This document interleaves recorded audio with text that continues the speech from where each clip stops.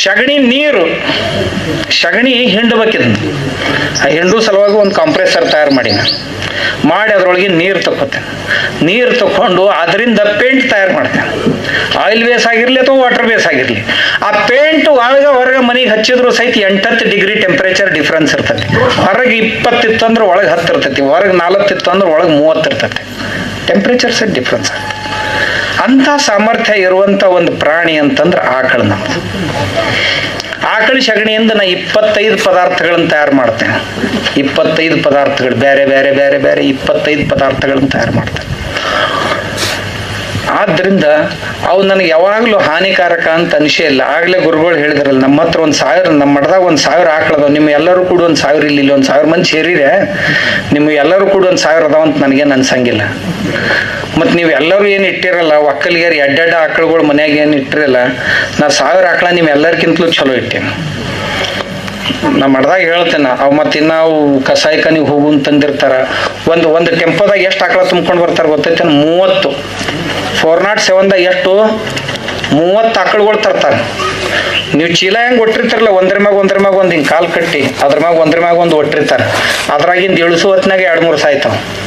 ಅಂಥವು ಬರೀ ಎಲ್ವ ತೊಗಲ ಇದ್ದು ತೊಗೊಂಡು ಅವನ್ನ ರಿಪೇರಿ ಮಾಡಿ ಮೈಯಾಗೆಲ್ಲ ದಷ್ಟು ಪುಷ್ಟು ಮಾಡಿ ಅವು ಸಹಿತ ಕಟ್ಸಿ ಕರ ಹಾಕ್ಸಿ ಅವು ಸಹಿತ ಹಾಲು ಕೊಡಂಗೆ ಮಾಡ್ತೀವಿ. ಯಾಕೆ ಬದುಕೋ ಅಧಿಕಾರ ಅವಕ್ಕೂ ಐತಿ. ಇಷ್ಟಾಗಿ ನಮ್ಗೇನು ಕಡಿಮೆ ಬಿದ್ದಿಲ್ಲ. ನಾ ಯಾರ ಹತ್ರ 10 ಪೈಸೆ ಕೇಳಂಗಿಲ್ಲ, ಎಂದೂ ದಾನ ಧರ್ಮ ಕೇಳಂಗಿಲ್ಲ, ಕೊಟ್ಟರು ಬಿಡಂಗಿಲ್ಲ.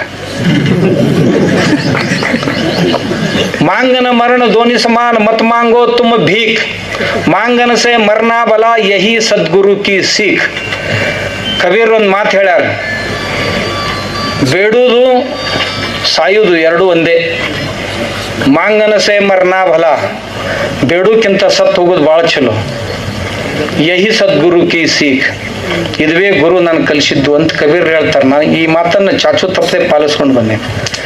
ಬೇಡುವಾತ ಜಂಗಮನಲ್ಲ, ನೀಡದಾತ ಭಕ್ತನಲ್ಲ, ಪ್ರಭುದೇವ್ರು ಹೇಳ್ಕೊಂಡು ಬಂದ. ಹಂಗ ಗೋಶಾಲಿ ನಾವು ನಡ್ಸ್ಕೊಂಡು ಹೊಂಟಿವಿ, ಏನು ಕಡಿಮೆ ಆಗಿಲ್ಲ, ನಿಮಗೂ ಕಡಿಮೆ ಆಗೋದಿಲ್ಲ. ನಾ ಇನ್ನೊಂದು ನೋಡಿನಿ, ಯಾರ ಮನ್ಯಾಗ ಜವಾರಿ ಆಕಳುಗಳು ಭಾಳ ಚಂದಾಗಿ ಕಾಪಾಡಲ್ಲ ಅವ್ರ ಮನೆಗೆ ಒಟ್ಟ ಜಗಳಾಡಿಲ್ಲ ಯಾರು. ಆ ಶರೀರದಿಂದ ಹೊರಬರುವಂಥ ವೇವ್ಸ್ ಏನದಾವು ಅವು ಆ ಮನ್ಯಾಗ ನಕಾರಾತ್ಮಕ ವಿಚಾರಗಳನ್ನು ಉಂಟು ಮಾಡಿ ಕೊಡುವುದಿಲ್ಲ, ನಕಾರಾತ್ಮಕ ವಿಚಾರಗಳನ್ನು ಬರ್ಬಿಡುದಿಲ್ಲ. ಒಟ್ಟ ಆ ಮನೆ ಒಟ್ಟ ಜಗಳನ ಆಗೋದಿಲ್ಲ, ಆ ಮನೆಗಳು ಎಂದೂ ಹೊಡಿದಿಲ್ಲ. ಇಂಥ ಸಾಮರ್ಥ್ಯ ಅದ್ರೊಳಗೆ ಐತೆ. ಅದು ಮಾತನಾಡ್ಲಾರ್ದಂಥ ಪ್ರಾಣಿ. ಅದಕ್ಕೆ ಅಮೇರಿಕಾದವರು ಅದನ್ನ ಸಂಶೋಧನೆ ಮಾಡಿ Indian cow is A wonderful laboratory, ಈ ಭಾರತೀಯ ಹಸು ಒಂದು ಅದ್ಭುತ ಪ್ರಯೋಗಶಾಲೆ ಅಂತ ಒಂದು ಪುಸ್ತಕ ಬರ್ದಾರ ಅವ್ರು ಅದ್ರ ಮ್ಯಾಗ. ಅದಕ್ಕೆ ತಾವು ರೈತರಾದಂಥವ್ರು ತಮ್ಮ ಮನೆಯೊಳಗೆ ತಮ್ಮ ಹೊಲದ ಸಲುವಾಗಿ ನಿಮ್ಗೆ ಹಾಲು ಬೇಡ, ಪ್ರತಿ ದಿವಸ ಒಂದು 30 ml ಗೋಮೂತ್ರ ಬೆಳಗ್ಗೆ ಈ ವಸ್ತ್ರದಲ್ಲಿ ಸೋಸಿ ತಗೊಳ್ರಿ. ಯಾವ್ಯಾವ ರೋಗಗಳಂತ ಏನು ಬರುವುದಾವು ಬರ್ಬೋಡಂಗಿಲ್ಲ, ಇದ್ದನ್ನು ಹೊರಗೆ ಹಾಕ್ತೈತಿ. ಎಷ್ಟು ಅದ್ಭುತ ಕೆಲಸ ಮಾಡ್ತೈತೆ.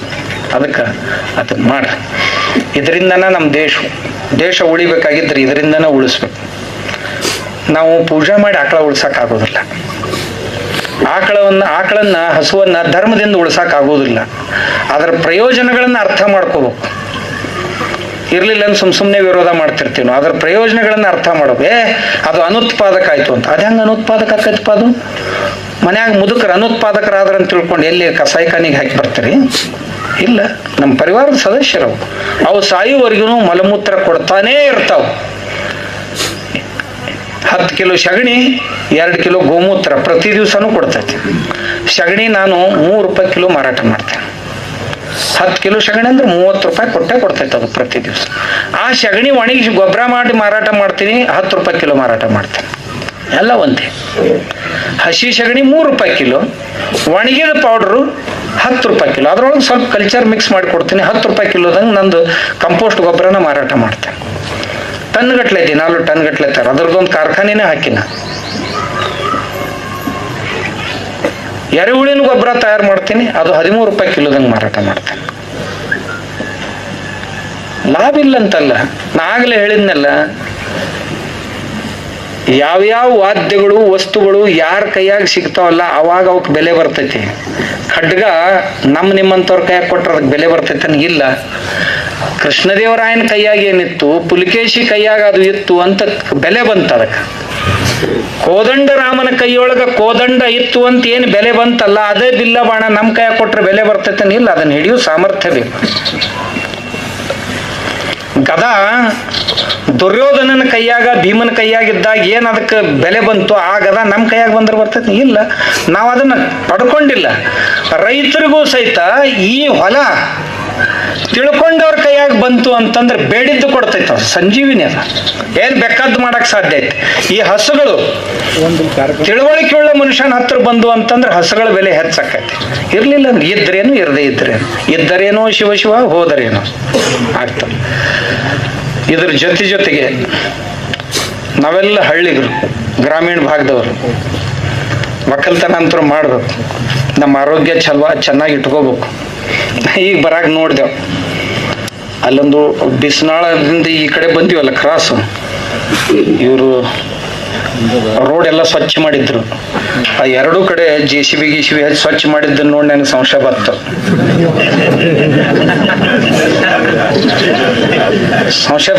ದಿನ ಅಡ್ಡಾಡ್ತೀನಿಲ್ಲ ನಾನು. ಬಹುತೇಕ ರಸ್ತಾದ ಎರಡೂ ದಂಡಿ ಜಿಲೇಬಿ ಹಾಕಕ್ ದಿನ ಜನ ಬಳಸ್ತಾರ ಅಂತ ನನಗೆ ಖಾತ್ರಿ ಆತದ. ಹಾಕ್ತಾರಂತೀರಿ ಇಲ್ಲಂತೀರಿ? ದಿನ ಜಿಲೇಬಿ ಹಾಕತ್ತಾರಲ್ಲಿ. ಎಲ್ಲಿ ಬೇಕಲ್ಲಿ ಜಿಲೇಬಿ ಹಾಕೋಕೆ ಏನಂತಾರ, ದನಗಳಂತಾರ. ಹೌದಲ್ಲ? ಎಲ್ಲಿ ಜಾಗ ಸಿಗ್ತೈತೆ ಅಲ್ಲಿ ಹೋಗುದು, ದಡಗನ ಕುತ್ತ ಬಿಡೋದು. ಮನುಷ್ಯರ ಹತ್ತಾರನೂ ಅನ್ನಂಗಿಲ್ಲ. ಏನು ಕಡಿಮೆ ಆಗ್ಯಾವ ನಮ್ಮ ಮನ್ಯಾಗ?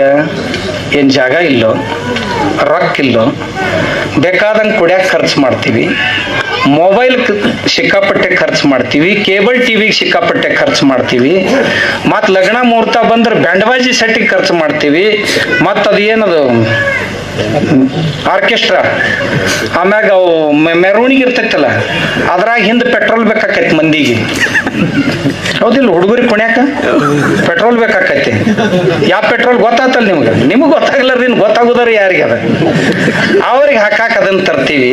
ಇದಕ್ಕೆ ಅಲ್ರಿ, ಒಂದು ಹುಡುಗಿ ಲಗ್ನದಾಗ ಪಟಾಕಿ ಹಚ್ತೀವಲ್ಲ, ಆ ಪಟಾಕಿಗೆ ಎಷ್ಟು ರೊಕ್ಕ ಹೋಗೈತಿಲ್ಲ ಅಟ್ರಾಗ ಒಂದು ಟಾಯ್ಲೆಟ್ ತಯಾರಾಕೈತಿ. ಮತ್ತ ಅದ್ರಾಗ ಸರ್ಕಾರದಿಂದ 10,000 ತಗೊಂಡು ಯಾರ್ದಾರ ಟಾಯ್ಲೆಟಿನ ಚಿತ್ರ ಹಚ್ಚಿ 10,000 ಹೊಡ್ಕೊಂಡು ಖಾಲಿ ಆಗ್ಯಾರ ಮಂದಿ. ಇನ್ ಯಾರು ಹೊಡ್ಕೊಂಡಾರ ಅವ್ರೆಲ್ಲ ಹೊಡ್ಕೊಂಡು ಅದ್ರಾಗ ಕೊಳ್ಳ ಕಟ್ಟಿಗೆ ಒಟ್ಟಕ್ಕೂ ಶುರು ಮಾಡ್ಯಾರ. ಮನುಷ್ಯರ ಲಕ್ಷಣ ಏನಿದು? ಎಲ್ಲಿ ಗಾಡಿ ನಿಂತಿದ್ದು ಅಂದ್ರೆ ದಡಗನ್ ನಾಯಿ ಕಾಲು ಎತ್ತೈತಲ್ಲ. ನೀವು ಹೋಗ್ಬೇಕಾದ ಇದು ಗೌಡ್ರ ಗಾಡಿಪ್ಪ, ಇದು ಕಾಲು ಎತ್ತಬಾರ್ದ ಕೆಂದರ ಅನ್ಸೈತನ ಉಚ್ಚಿ ಒಯ್ಲಕ್ಕ ಎತ್ತವಿಲ್ಗಳು. ದೇಸಾರ ಗಾಡಿ ಇತ್ತಿದ್ದು, ಇದಕ್ಕೆ ಎತ್ತಬಾರ್ದ ಕಾಲ ತೆಂದರನ್ನು.